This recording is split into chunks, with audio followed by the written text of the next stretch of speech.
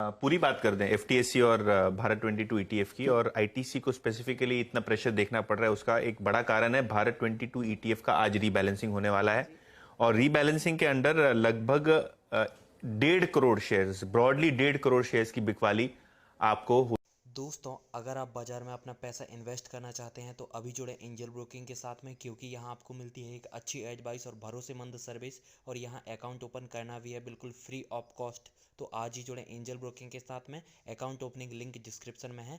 आज ही अपना account open कराएं। होती हुई दिखाई दे सकती है। ऑब्वियसली आखिर के आधे घंटे में आज भारत 22 ईटीएफ की रीबैलेंसिंग है, तो आखिर के आधे घंटे में तैयार हो जाइए। काफी सारी डील्स आपको आईटीसी के शेयर में होती हुई दिखाई पड़ेंगी। वैल्यू अगर कहें तो लगभग $65 मिलियन का यहाँ आउटफ्लो होता हुआ दिखाई पड़ सकता है।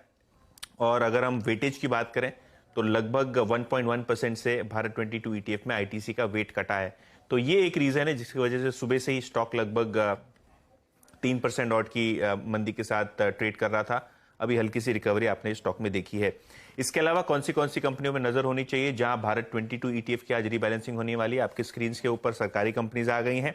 एनटीपीसी, ओएनजीसी, पावर ग्रिड, ये 3 कंपनियां हैं जहां सबसे मैक्सिमम इनफ्लोज आते हुए दिखाई देंगे, लगभग 160-150 करोड़ के आसपास एडलवाइस के एस्टिमेट्स के हिसाब से। इसके अलावा कोल इंडिया और आईओसी, इन दोनों का भी वेटेज बढ़ा है जिसके कारण यहां भी इनफ्लो आता हुआ दिखाई देगा। आउटफ्लो में कौन सी कंपनियां हैं? जैसे कि मैं बता रहा था, आईटीसी लगभग $65 मिलियन की यहां सेलिंग है। इसके अलावा एक्सिस बैंक, एलएनटी, एसबीआई, ये 3 काउंटर्स में भी क्योंकि इनका वेटेज कम हो रहा है तो आपको हल्की सेलिंग यहां भी आती हुई दिखाई पड़ेगी।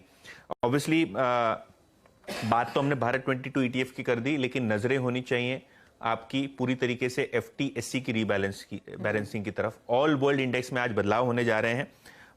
Obviously Reliance, Infosys, HDFC, TCS जैसे हैवी वेट्स में बिकवाली है, लेकिन जो फ्रंटलाइन स्टॉक्स हैं दूसरे, जहां वेट चेंज ऊपर की तरफ हुआ है या इंक्लूजन हुआ है, वहां सबसे अव्वल नंबर पे, येस्टरडे हमने उसके बारे में बात भी किया था, कोटक बैंक के बारे में।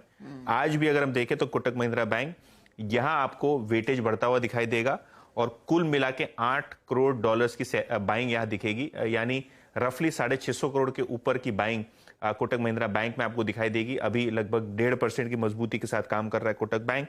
पतंजलि, जिंदल स्टेनलेस हिसार, कल्याण ज्वेलर्स और जिंदल स्टेनलेस, ये वो काउंटर्स हैं डिलीवरी के अलावा जहां आपको बाइंग दिखाई पड़ेगी। काफी सारे न्यू एज स्टॉक्स भी आज एफटीएससी के फोकस लिस्ट में रहेंगी, लेकिन ये टॉप 5 वो काउंटर हैं जहां वेटेज और इंक्लूजन हुआ है ऊपर की तरफ, और इसीलिए ये 4-5 काउंटर पर नजरें रखें। बड़े वॉल्यूम्स अभी आधे घंटे में शुरू हो जाएंगे। डिलीवरी भी इंक्लूडेड है इसमें?